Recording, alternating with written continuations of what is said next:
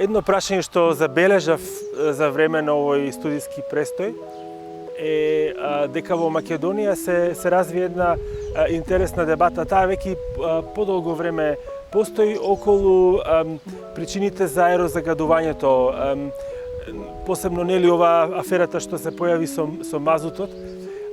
Многу е битно да не заборавиме еден момент, дека типот на загадување што се појавува во градовите во Македонија, и тоа веќе е воспоставено од стручните студии, најмногу доаѓа од домакинствата и од сообраќајот.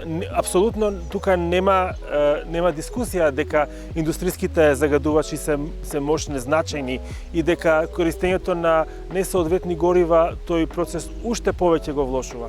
Но во конкретниот случај на Македонија многу битно е што повеќе да се заменуваат цврстите горива и да постојат политики околу таа проблематика, цврстите горива да се заменуваат со други форми на загревање во зимскиот период и исто така да се стимулира што повеќе одржливите форми на превоз.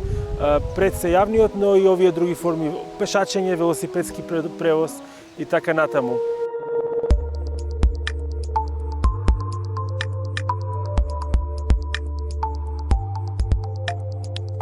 Има доста значени исчекори во Македонија во таа смисла.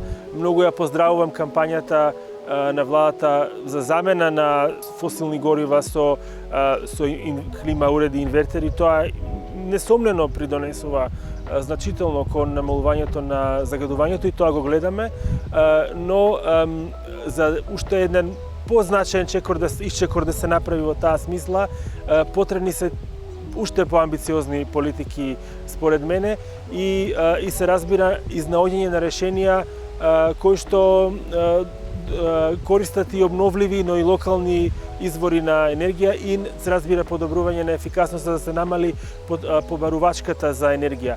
Но тука и сите ние треба да бидеме свесни од горењето на отпад, горењето дури и на цврсто гориво, како јаглен во градските средини, создава огромни проблеми.